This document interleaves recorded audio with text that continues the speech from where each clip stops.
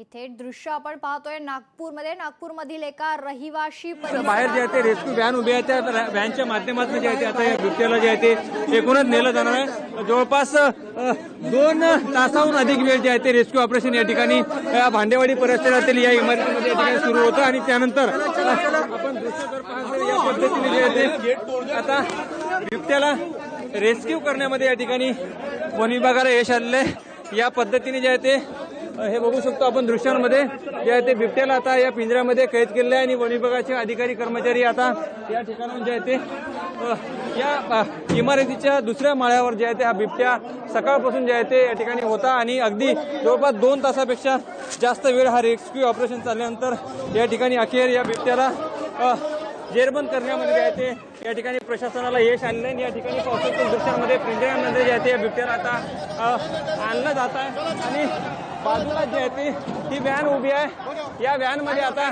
या बिबट्याला जे आहे ते टाकून या ठिकाणून नेलं जाणार आहे। पाहू शकतो कशा पद्धतीने मोठी कसरत या ठिकाणी वन विभागाच्या टीमच्या माध्यमातून या ठिकाणी केली जाते आणि या पिंजऱ्यामध्ये आता हा बिबट्या जेरबंद करण्यात आलेला। सकाळपासूनच मोठी गर्दी या परिसरात पाहायला मिळत होती आणि बिबट्या अचानक घरात शिरल्याने एक भीतीचं वातावरण जे आहे ते या ठिकाणी पाहायला मिळत होतं। मात्र जवळपास 2 तासहून अधिक रेस्क्यू ऑपरेशन या ठिकाणी केल्यानंतर जे आहे ते वन विभागाला आणि पोलीस विभागाला मोठं यश या ठिकाणी मिळालेलं आहे आणि बिबट्याला अगदी जे आहे ते आता जेरबंद करत जी व्हॅन आहे फॉरेस्ट विभागाची रेस्क्यू व्हॅन, या व्हॅनमध्ये जे आहे ते आता या बिबट्याला टाकण्यात आलेलं आहे।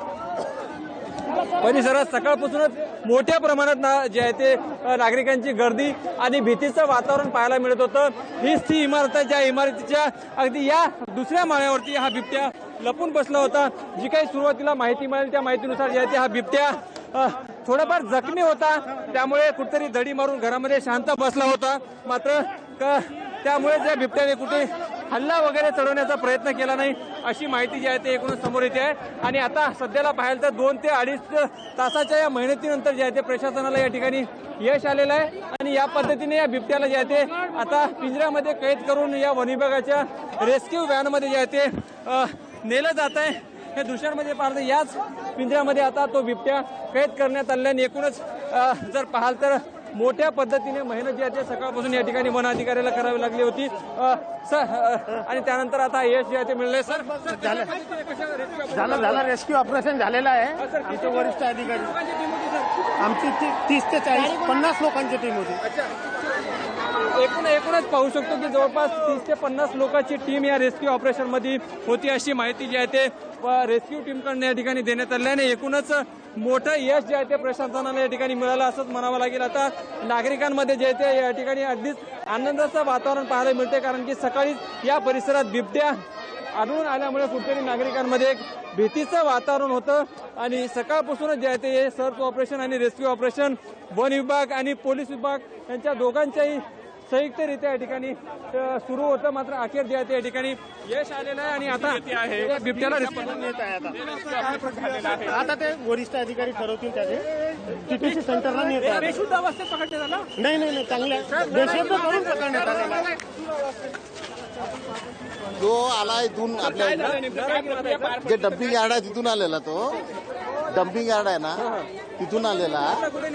आता त्याला रेस्क्यू सेंटरला नेलं। या पद्धतीने प्रक्रिया पार पडली, सर्च ऑपरेशन केलं जाणार आहे। कशा पद्धतीने प्रक्रिया पार पडली? रेस्क्यू त्याला डबल डॉट मारावा लागला? नाही, एका डॉटमध्ये झालं। एका डॉटमध्ये झालं? तो चांगला व्यवस्थित आहे। आता त्याला रेस्क्यू टीमला सेंटरला घेऊन गेला। दुखापत वगैरे झाली आहे का? नाही, एकदम व्यवस्थित आहे। ठीक आहे, किती वर्षाचा आहे सर, काही माहिती? एक साधारण 4-5 वर्षाचा आहे।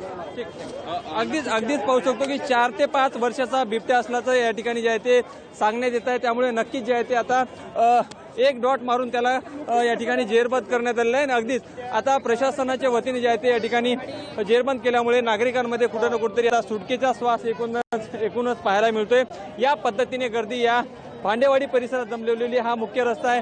या ठिकाणी या ब्रिजवर या परिसरात जे आहे ते अशा पद्धतीने लोक जमले होते। अगदी घराच्या छतावर सुद्धा लोक हा रेस्क्यू ऑपरेशन पाहण्यासाठी या ठिकाणी एकूणच जमलेले होते। त्यामुळे नक्कीच एक भीतीचं वातावरण सकाळपासून जे काही होतं त्यामधून कुठं ना कुठेतरी आता एक दिलासा मिळाला असंच म्हणावं लागेल. या पद्धतीने या भागामध्ये अशा पद्धतीने हजारोची गर्दी जी आहे ते सकाळपासूनच होती आणि आता ही गर्दी कुठं ना कुठेतरी आता हटताना दिसते. सकाळपासून पोलीस प्रशासन जे आहे ते या ठिकाणी या बिबट्याच्या रेस्क्यू ऑपरेशन सोबतच कुठं ना कुठेतरी हा जो जमाव जमलेला होता त्यांच्यावर सुद्धा नियंत्रण ठेवणं ही एक पोलिसांकडे मोठा एक चॅलेंज होतं, मोठी जबाबदारी होती. कारण की आपण नाशिकमध्ये पाहायला गेलं तर बिबट्याने अचानकपणे काही लोकांवर या ठिकाणी हमला देखील केलेला होता. त्यामुळे तशा पद्धती घटना त्या नागपूरमध्ये या ठिकाणी घडू नये याची पुरेपूर खबरदारी पोलिसांकडून जे आहे ते या ठिकाणी घेतली गेली होती. त्यामुळे नक्कीच या ठिकाणी कोणतीही नागरिकांना हानी न पोहोचवता अगदी सुरक्षितरित्या जे आहे ते वन विभाग आणि पोलीस विभागाने जे आहे ते जवळपास